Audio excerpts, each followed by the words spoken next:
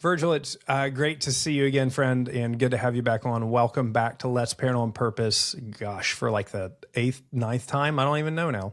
Something like that. I always love doing this with you, so thanks for having me. I remember on your fifth time, I told you that your Five Timers Club jacket was in a container in storage off the coast. Did that ever arrive? Just No, curious. it's never. I've never gotten it. No, I'm looking for it still. Huge backup delay. So yeah, good thing it has that Velcro patch on it, so you'll get your 10 timers patch. 10 timer. Here That's it. at some time. Perfect. So, Virg, we have we've had some conversations over a few years that this is really going to be a continuation of.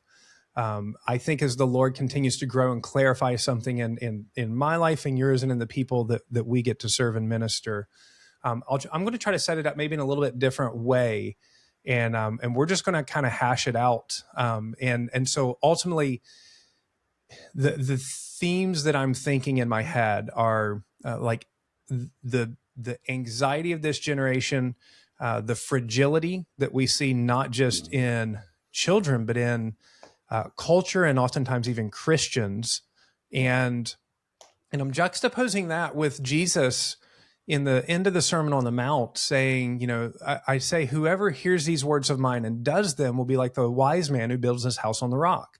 And the rains fell and the floods came and the winds blew, but the house stood because it was built on the rock. And so when I think of what Jesus taught, there was an expectation of Jesus of all of the same storms that everybody in life was going to have, but this house on a rock that in my mind, it's like, it doesn't just stand, but it's a shelter for everybody else. Like thinking back to the three little pigs, like this one blew over. Unfortunately, one built it out of bricks to protect everybody else.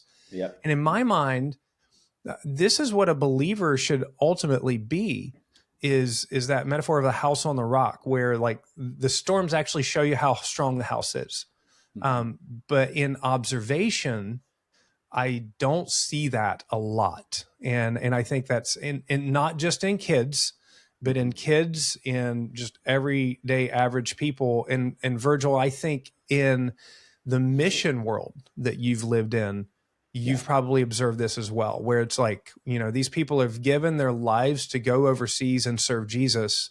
And oftentimes the things that are making them limp back home off the field are not the scary anti-Christian threatening to burn their house down, but something far less. And so something far smaller. Yeah. Yeah. So just with that in mind, what are the observations that you've had along these lines as well?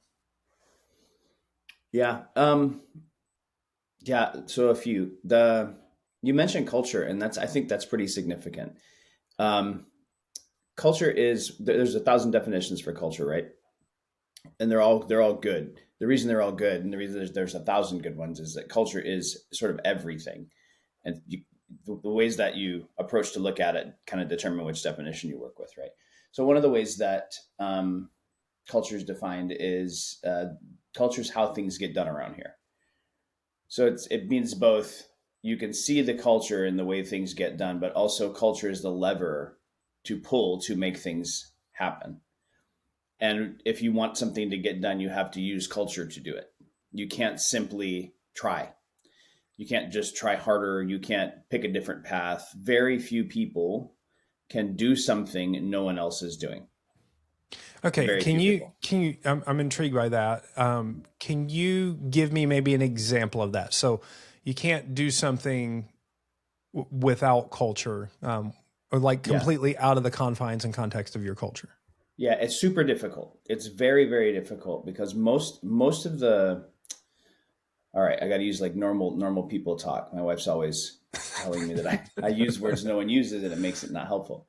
I'm going to use a word that no one uses, and I'm going to define it. There's something called the social imaginary. What that means is there's a story that we all we're barely conscious of, but we all sort of agree is the story we're living in. Okay. And it's a different story than the story the folks in India live in. And it's a different story than the folks in Pakistan live in. And it's a different story in your neighborhood from the story that the people in the neighborhood down the street live in, depending on if they're from a different culture. Right. Right. And that's why you feel different around them. It's not because of any particular concrete thing. It's that you're aware that you got teleported out of the show that you're a character in into a different show. Hmm. You were moved into a different narrative. So our formation is experiential. You can't inform someone into change. It's communal. It happens relationally. We do things together or it doesn't stick.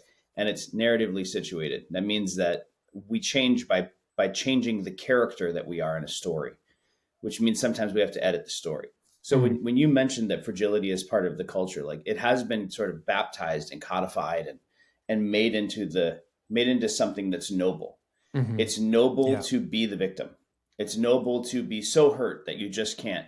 That's the phrase, like, I can't even, right? Like, Right. how Yeah. many Yeah. times has someone said, "Oh, I can't even"? How did we get where we're proud of we can't even? Like Huh. that can't be right. But very clearly, culture has taken weakness and um, made it the advantage position. And then in the church, we do the same thing because we hear Paul say, "When I'm weak, then he's strong," and we think that means weakness is good, but we ignore all the places that Paul says, "No, be strong, be Mm-hmm. strong, Mm. be strong all the times you can, and in the very few occurrences in which you cannot, he'll make up the difference. Mm. But be strong."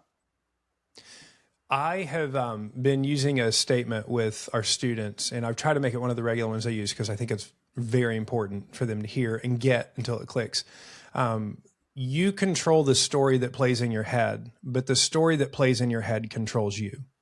And let me Yeah. say that one more time. You control the story that plays in your head, but the story that plays in your head controls you. And as you were talking, I was thinking this is not just true for an individual. This is true for their community. This is true for the culture that they live and swim in. Every community, every culture has a narrative, has a certain story, and there's a lot of their actions and reactions and default ways that they do things and handle things that is controlled by this story. And so what you're saying is it's not just enough to change the actions. Like you've got to address the story behind the actions. Is that correct? Yes. Yeah. So, like, if you imagine like a little astronaut in a spaceship flying through Mm-hmm. space, okay, he has a story in his head that's determining where he wants to go, but he's also inside a spaceship that determines where he can go. The story in your head determines where you want to go, where you're trying to get to. The story you live in controls where you can get. So if you actually want to see, so there's a story in you and you're in a story. Okay. If you want to change the places you can get to, you have to change the story you're in. And that's always cultural. An easier way to say it is that's an us thing. Okay. It's always an us thing. So you're going to get further. This is why Weight Watchers has good science behind it now. It used to have the worst science in all of diet, and they still had the best outcomes.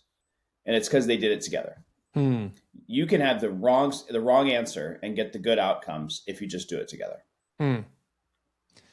So in thinking about this, changing the story, if you have a family, if you have a household, you've got a preset community to begin changing that story. So even if, like, because a lot of times we think through, what do I do to change, like, my neighborhood, my city, or whatever? Like, it's got to start somewhere. And an individual is huge, but even a household alone. And I've seen that in ours, that we've tried to have the same narrative for a long enough time that the Lord is actually using it as he brings people into our house or not. So, and that's a cool thing. And that can happen. Our family is not particularly special in that way. It's believing the Holy Spirit and kind of articulating what it's supposed to look like in our house.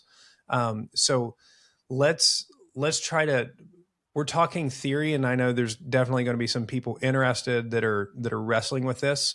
I want to kind of piece through a bit of a story, and then let's talk through, okay, practically, then how does this look? As you and I have talked for a number of years, let me take it back a number of years. Okay. personal story in our life in 2021, my son Elijah relapsed with leukemia. And as we were going through that first season, it was pretty dark and hard. You know, like all of your fears are happening. And it was during that same period that we were all just on the semi-emerging side of COVID. We weren't really emerging. Like, for instance, his relapse, the hospitalization was much worse because, they were still under hospital protocol where you can't have any visitors. So like his childhood leukemia, you got friends coming in, his brother's able to lay in bed with him and hang out. Mom and dad were always there. And 8th grade Elijah, when friends mean a whole lot more, is stuck in a hospital room with only mom or dad, because for some reason it's toxic for us to both be in the room at the same time with him, even though either one of us could be there at any one particular time. Yeah. Passing germs outside the room and then carrying them back in. Right. Yeah. Solid science.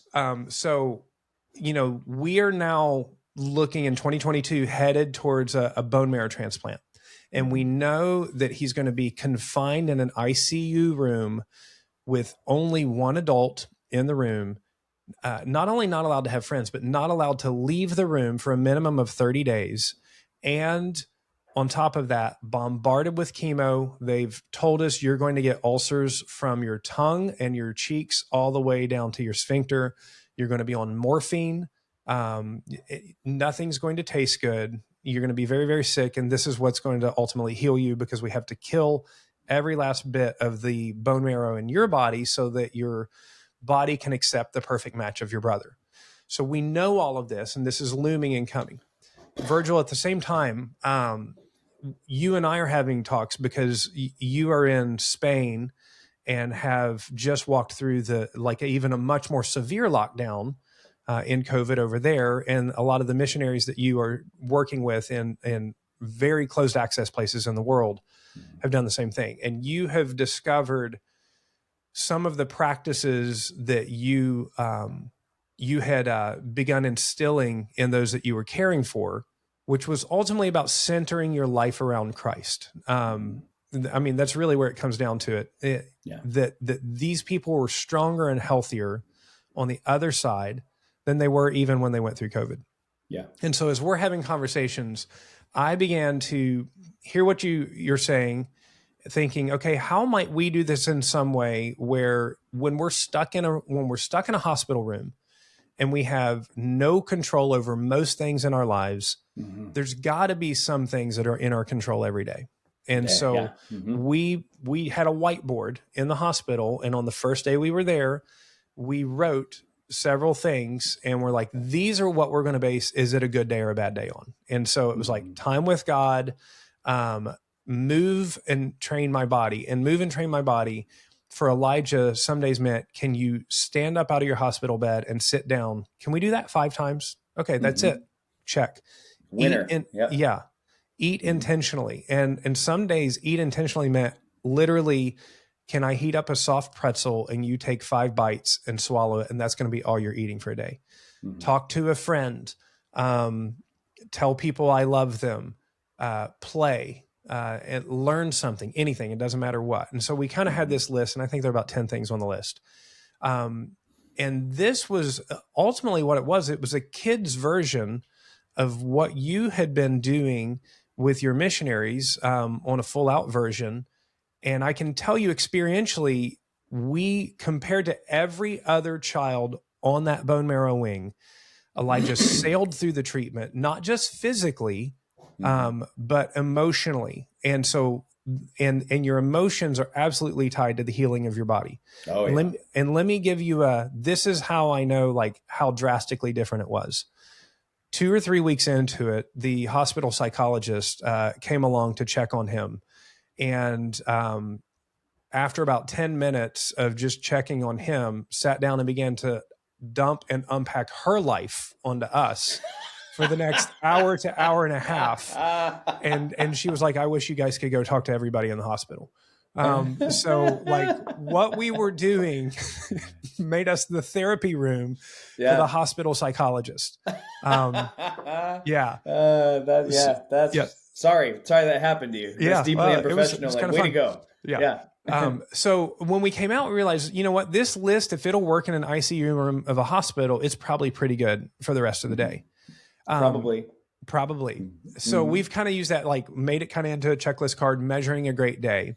And what I want to do now is I want to ask you, there's some real strategy behind it, because the list that we came up with was really looking at your soul from a lot of different elements and a lot of different aspects. And I want you to dive into that a little bit, because this is what you found to be part of the key of strengthening the adults in very hard places in your life. And we're realizing it's the same with kids. And so I want moms and dads to be able to have a good picture of this. So tell me what are the keys that you found to recognizing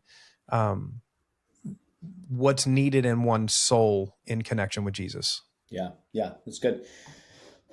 So I'll tell you that. First, I'm going to tell you that one of the things we're noticing is that to catalyze the effects that we want to catalyze with kids is requiring a little bit of a different approach. It's the same windows, but a different approach when the relationship is parent to kid or trusted adult to kid. And it has a little bit to do with the amount of agency that a kid has, right? Okay, so we teach people to learn how to, without judgment or excuse, assess their flourishing in 5 dimensions, right? We tell them that you don't have a soul, you are a soul, and your soul has 5 parts. You can cut a soul up 1,000 different ways probably, but we like to cut it up five ways. So you want to assess your flourishing spiritually, physically, cognitively, emotionally, and relationally, right? Say that one more time if somebody's listening. Spiritually, physically, cognitively, emotionally, and relationally. And what we mean is how proximal, how close, how easy is it to experientially connect to Jesus? That's spiritual. Physical is how much is my body an asset and how much is it in my way? Cognitively is how much of my attention belongs to me, and am I able to tell the difference between my work and God's? Right? Emotionally is am I able to notice and manage my emotions, and notice and name my emotions and others, and am I able to bring those to Jesus constructively? And then relationally is how supported am I and how free am I to make the investments I want to make in the people that are important to me. All right, so those are the 5 dimensions. And what we've noticed, if you've ever coached like a high school kid, you just said you coach your son in the gym, right? Yep. So like talking someone through all of the muscles that have to fire for a healthy squat, you could not possibly tell an 8th grade boy, right? Even just using the word gluteus to an 8th grade boy, you've lost his concentration. He's gone, right? Yeah, boom, it's gone.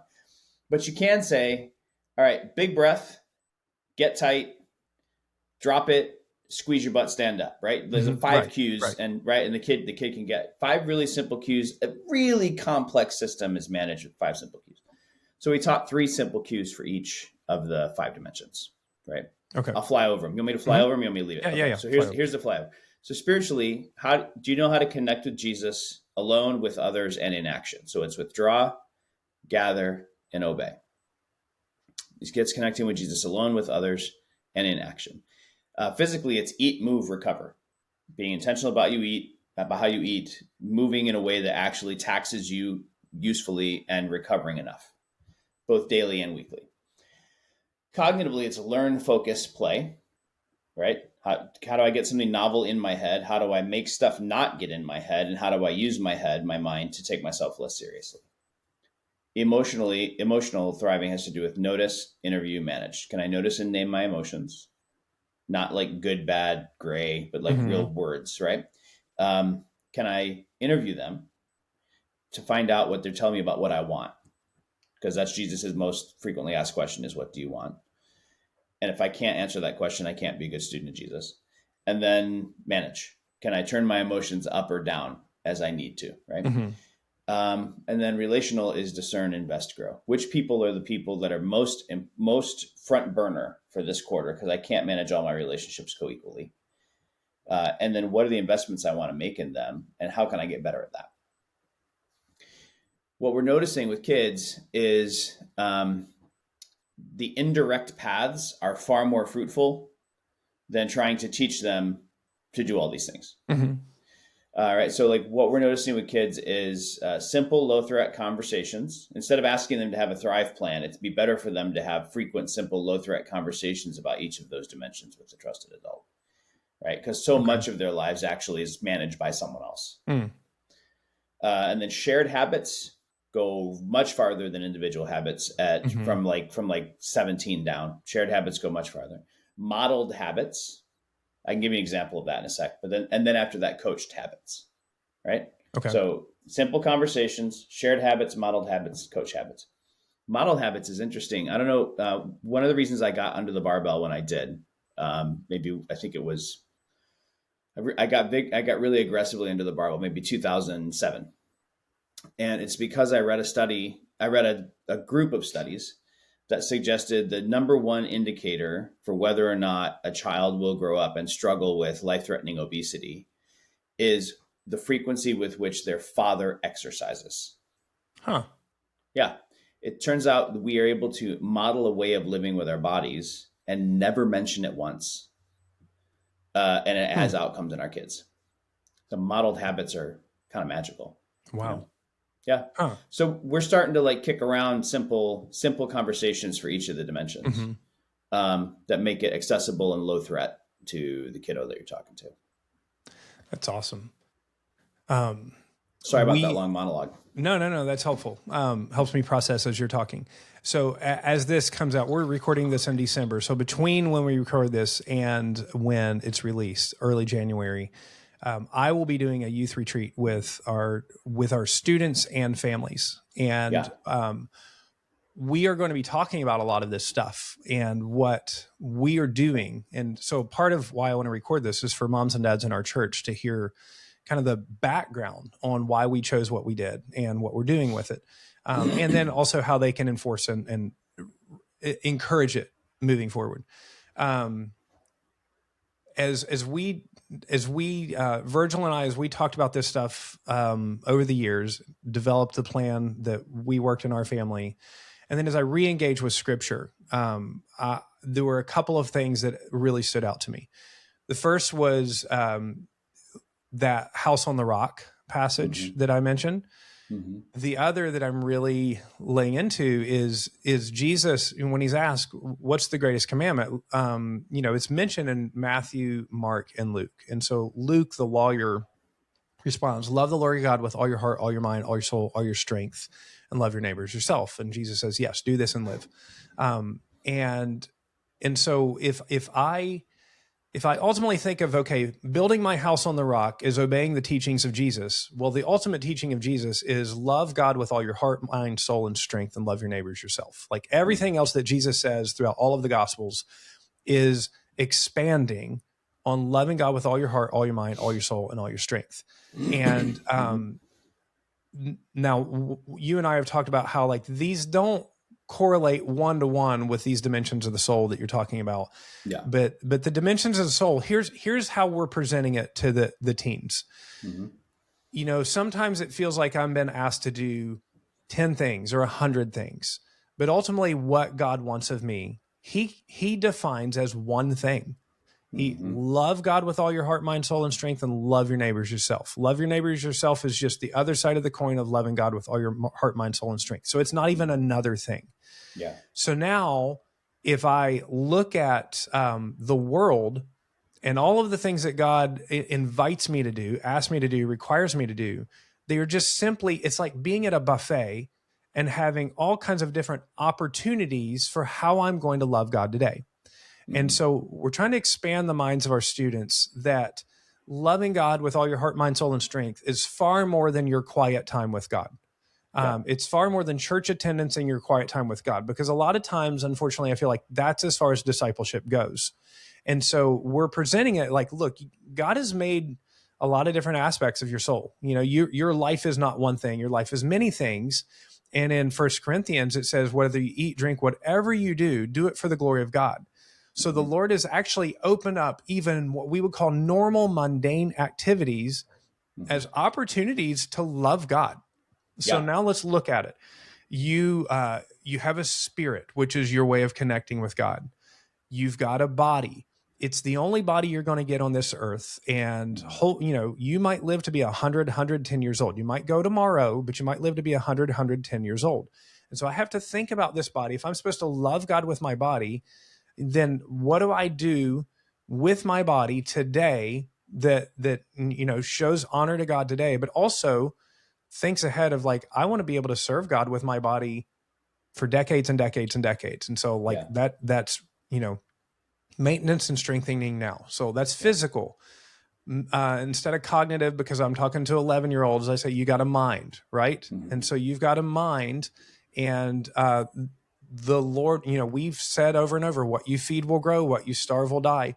The story that you play in your head is the story that controls your life. And God is a creator God.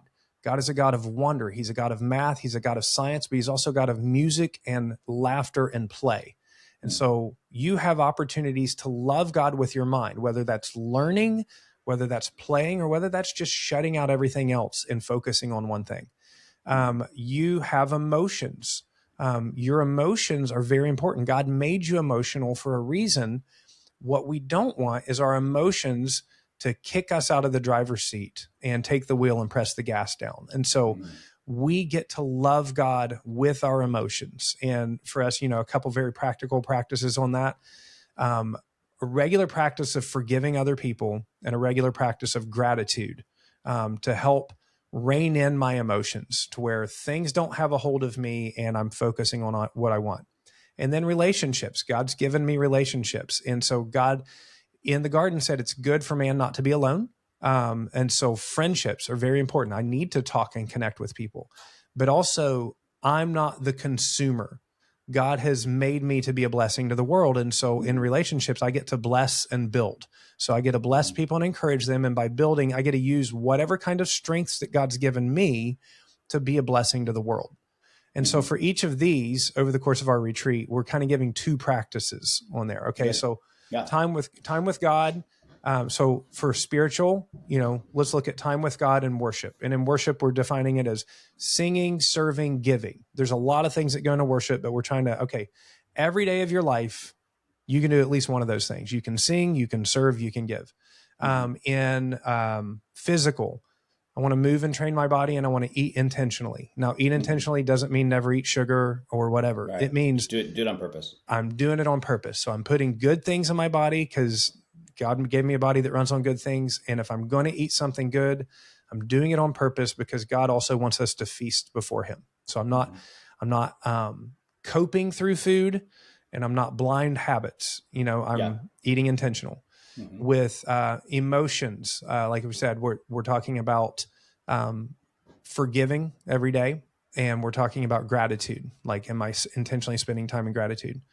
For your mind, focus. Is there, and we're trying to make it really tangible. So is there at least one 15-minute time a day where you are paying attention to just one thing with no other distractions, not your earbuds, not your 7 screens going on, but can I focus for at least 15 minutes a day to build that muscle, and then play, like whether it's a hobby that refreshes you or just play, that I'm using my brain to just enjoy the creation of God. And then relational, I think I talked about bless and build and talk to a friend. So we're trying to, like you said, with, I could tell you all of the science about squatting, or I could teach you some practices that will help you squat. And as you begin to experience them, then you're kind of more open for the sciences here. But ultimately, back to this. This is not a checklist of how to get in God's good graces. This is not a checklist on how to earn God's love. You cannot earn what you've already been given fully. These are ways that I want to continue to put before your face, before your eyes, and before your mind, opportunities that I have to love God with all my heart, mind, soul, and strength. Because if I've got a list and other people are doing it, and I can pay attention to it, and I'm not ever going to successfully do them all in one day, but if I do them most days a week, that's changing my life. it turns out not only is my connection with Jesus much deeper, but also I become that kind of person that is a house on a rock. I thrive around. So that's how we're laying it out. And I would love you to speak into that, because also I haven't done the retreat, so I can modify things between now. Okay, great, good. Yeah, no, this sounds really sound. As you're talking, I'm realizing, like, with all people, especially with like teenagers and kids, people whose brains haven't fully formed, right? 25 and below. Mm-hmm.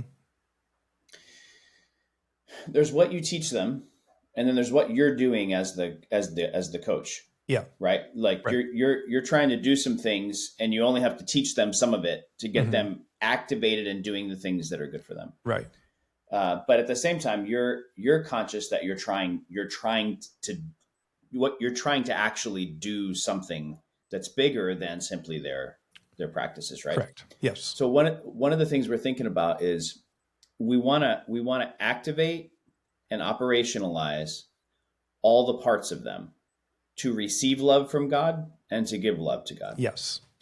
They are largely incompetent with most of the parts of them. And the adults that we work with that are serving all over the world, and crazy pastors of giant fellowships that have been in charge of things for a long time, when those people go bad and they do it like dynamically and publicly, it's usually not because one day they woke up and thought, you know what I want? I want a recalcitrant sin addiction. It's actually they didn't know how to manage. They didn't know how to operationalize some part of them, and it starved out. Yeah. Like they were, and you can't out Bible verse an emotional need. You can't out relational a physical need. Like you simply can't outperform with one of the dimensions and meet the needs of another one. You have to actually get them all up and operate, right? So that's what we're doing with I think with kids. What we're trying to do is teach them that all these parts of them are good, and here's how they all work. Not like here's how they work. Like let's work them. It feels like this when this one's turned on. Now let's point it at Jesus. It feels like this when this one's turned on. Point it at Jesus, right? We're trying to capacitate them because they're largely incapacitated. And one of the reasons we want to talk about this with moms and dads is the best way that this would happen is modeling. Yeah, because what we're doing is in our retreats, we're refamilying people. Yes. It'd be better if they had been familied well. Right.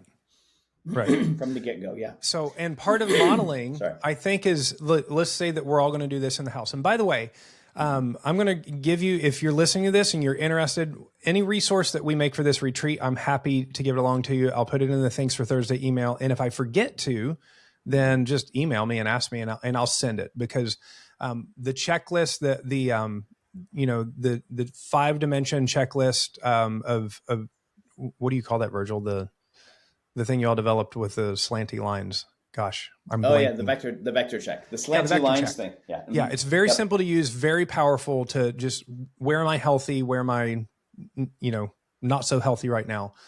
It'll include that. It'll include what we come up with here's your roadmap and for making it a great day, opportunities to love Jesus, the teachings behind it. I'm happy to give all that to you guys, because what would be most helpful, like even in my household, okay, we're all going to do this. And modeling is not just me doing it, me having it on my mirror to look at and remember, but each week or even through the week, me talking about like, hey, how are you guys doing in this? This is where I've like had some success, and this is where I'm really falling flat. And I think that this is where I'm really falling flat is such a core piece of the modeling. It's not like dad and critical. Mom have it together and I'll never get this. And then with this is where I'm falling flat, my reaction to that is really huge too. It doesn't need to be, well, it's because I suck and I'm a worm and God's disappointed with me. But it's like, I really like God's worthy of my love in these ways. And so I want to pay attention to that. And I recognize like I'm not doing it. And my relationship with Jesus would actually be deeper and more connected if I can put some attention to this. So if you guys will pray for me on that, go ahead. Do you mind if I jump in right here with something? Okay, yeah. So this is a little bit nuanced, but we're finding that it's kind of important. Even upstream from am I doing well, am I falling flat, is simply noticing without any kind of assessment of a performance assessment. Okay. It's just noticing this is what's happening. This is what I'm noticing. Not how am I doing, but how am I? Right. And then if I can get a non-judgmental, unexcused, accurate assessment of how am I, where I demonstrate, I model that I'm at ease with I'm okay with me when I'm not okay. Then I can accurately select what to do next, because I'm not trying to adjust my performance. I'm trying to steward me. Yeah. Right. Love that. Okay. Okay. So in doing that, then there are some things maybe up there. I might make a couple of suggestions to your recipe. Okay. For your thing, and Sure. then what I'm gonna say though is I'm making these suggestions as a conversation partner, aware that you probably are way better at this than I am, and I that's not me. That's not a humble thing. Like, Right. please keep your stuff if you like Sure. it better. I think upstream from forgive, in Paul's commandments to forgive your neighbor as Christ forgave you, and upstream from, and when Jesus tells us to forgive each other, in the parables that Jesus uses for that, and in Paul's commands, upstream from that is the demonstration of compassion. So we're not forgiving because we should. We're forgiving because we know what it feels like to be a person who did what they did. Right? We know that. And upstream from compassion is empathy. And upstream from empathy is the ability to notice your emotions. So we really want to work that. One of the things that sometimes happens, I think, with college students and high school students and middle school students, is as adults, we are aware of the kids who can't manage their emotions because they act out. But we are not aware of the kids who can't find their emotions because there are simply no external signals for that. And I think actually it happens more frequently, because at home, certain emotions get vigorously censured. Yeah. And you're not allowed to feel angry. You're allowed to feel sad. You're not allowed to feel angry. You're allowed to feel anxious. Worry is noble. You're simply not allowed to be that joyful because it's loud, right? So like depending on your house, certain emotions are censured, certain emotions are welcome. And that's really not going to ever work as a human, right? So we actually want to work the skill of noticing and naming the emotion and leaving it alone. Like it's good enough, right? So like a great exercise is high-low buffalo. Yeah. Right. And then one round after that. So like there's 4 people at the table, high-low buffalo today. Now this was the high, this was the low, this is the buffalo. The buffalo is like, well, this is a weird thing that happened, right? Right. Okay. Then round 2 is, can you name an emotion you felt during the high, during the low, or during the buffalo? And if everybody has to pull out their emotions wheel, or if the emotions wheel is stuck on the side of the refrigerator, everybody looks at it and goes, I felt frustrated. And then the family's exercise is not to challenge it, not to interview it, not to interrogate it, not to say that they shouldn't have, not to say, yeah, I also would feel like that. Family's exercise is to go, yeah. And then it's the next person's turn. Cool.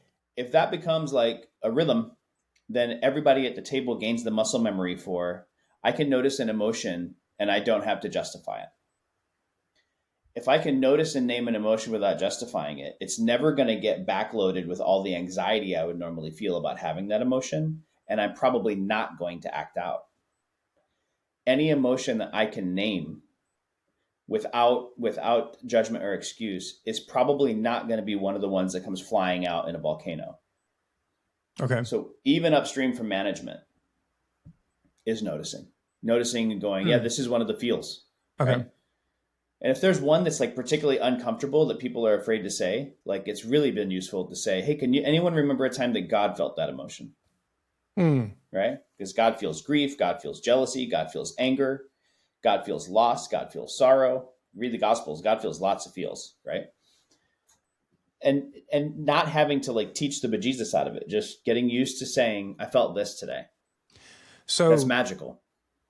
So like, let's say, because I actually have in my mind a checklist, which it's funny because I hate, and I know it's so helpful. Like I don't want for children to think or adults to think your spirituality is a checklist. And at the same time, I got to have something in front of me to remind me. But what you're suggesting is that for long-term emotional strength, even before the forgive and the gratitude, potentially putting the two emotional practices be high, low, and buffalo, and then name your emotions. And so those would I, go I together. I think gratitude is a great one. If you were Uh-huh. going to pick two, gratitude is a great one Mm-hmm. because it's a fantastic management tool. Okay. It resituates whatever is happening in a broader story of what else is also happening. Okay. Right? Yes, I have cancer. Also, my daughter's getting married. Right. Yeah. Neither one is the only thing that's happening. Yeah. Okay. I think forgive can be a little dangerous because there's a lot of ways to get to the volitional act of forgiveness Mm-hmm. that bypass some really important mechanics, and that you really want to be able to activate to have a healthy biblical forgiveness that actually comes from down inside you. And teaching kids to forgive, I think, is fantastic, and we should do it. Mm-hmm. And you don't even need all your mechanics right to do it to teach a kid to forgive. I'm not sure I would select that as the emotional practice. I think I might select something that helps them learn how to notice and name a feel without judgment or excuse.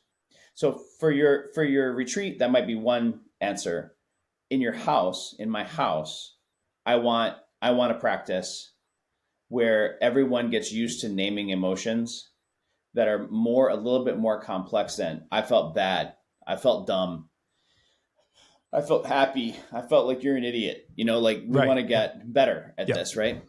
The more nuance we can get at noticing and naming the emotion, the easier it's going to be for the kid to manage. And the more access that kid's going to have to compassion later, because they're going to have a wider array of things that they know how to feel with the other person. And that's going to make things like ministry, relationships, community, and forgiveness much easier to pull off. Yeah. That's really helpful. Very good. Trying to be cognizant of time here. But it's so helpful, and it's helpful for me to think through. Again, I want to reinforce we're talking about practices that are spiritual, physical, cognitive, emotional, and relational as kind of a centerpiece between the ultimate command of Jesus to love God with all your heart, mind, soul, and strength, love your neighbor as yourself. Mm-hmm. And the practical outcoming of that is you become like that house on the rock. Mm-hmm. And so analogy-wise, one of the things I was thinking is, Virgil, I spend a lot of my income on insurance. I've got homeowners insurance, car insurance, life insurance, iPad insurance, and then probably a bunch of subscriptions for insurance that I don't even remember. And in each of these, if the calamity doesn't happen, then that was sunk cost, right? Like the only thing it remotely bought me was some peace of mind. And so the striking thing about this is what Jesus is offering is in a sense what I would call soul insurance. Not like you're going to, the ultimate soul insurance is salvation in Christ. And so let me make sure that you understand, I'm not talking about if you do these practices, you'll go to heaven. What I'm saying is if you put your faith in Christ and Jesus is your Lord and King, he saves you. That is your access to the new heavens and new earth and relationship with God forever. But you are still a soul experiencing life on this earth for a very long time. Maybe a few days, maybe a very long time. And we have encountered plenty of believers that I trust are going to heaven whose souls are shattered because of the events of life. And what's interesting is those whose souls are shattered are not necessarily the people that I know who have been through the hardest events in life. So the events in life are not the excuse. There's something else going on. And that doesn't control for the outcome. Exactly. Yeah. So the kind of soul insurance that I'm talking about is not that bad things won't happen to you, but Jesus says you'll be that house on the rock. But the difference between my life insurance, my health insurance, my iPad insurance, and all of this is that even if none of the storms happen, this is the best life you could possibly have. Like this is a fruitful life that thrives. Wait, I am now seeking to love Jesus in every dimension of my life. And I'm not doing it just so that when bad things happen, I don't crumble. I'm doing it because this is the definition of abundant life. Mm-hmm. And one of the side perks just happens to be when it hits the fan, I don't shatter in there. And so to me, that's like the beautiful thing that we're talking about. Mm-hmm. Yep. Jesus at the end of the Sermon on the Mount says, if you do what I say, if you hear what I say and do it, when the calamity comes, yes, calamity comes to both. When calamity's coming, then you survive, right? You stand. The other time that he says, here's why I'm telling you this, is when he says, I tell you these things so that my emotional state can become your emotional state and it can take over everything. So that my joy can be in you and your joy can be full. That's a great outcome. Yep. Virgil, you've written a book. As we close out, I want to say thank you. Thank you. I really appreciate your time and helping me process through this over the years and even now. For those that are ready to really kind of have it fully laid out, diving into the weeds of a lot of this, you this year released a book that has been very helpful for me as I even prep for this retreat. Would you tell what it is and a little bit about if somebody was going to get it, where you would recommend them go? Yeah. The book's called Soul Tending, Leadership for Strategic Human Flourishing. And it's designed to help people become anti-fragile, integrated in their work, and like become the fullest version of themselves that Jesus dreamed, and to help other people do it. And you can find it on Amazon. That's the easiest way to get it. Yep. And what I've learned in the releasing of my recent book is buy the book and then leave a review, because that helps. It would help so much. So much. People, I never realized how much leaving reviews actually helps the authors. If you find something of quality for any book that you've read, go back and leave a review. That is almost worth more than the payment for the book to the author, because it's not like you make a ton of money on the book. You make like $1. You make $1 on the book. Yeah. Yeah. So, buddy, thank you so much. I love you and appreciate you, and Happy New Year to you and Happy New Year. all of the sweet I love you Tanners. back, buddy. Thanks, man. My love to all of you.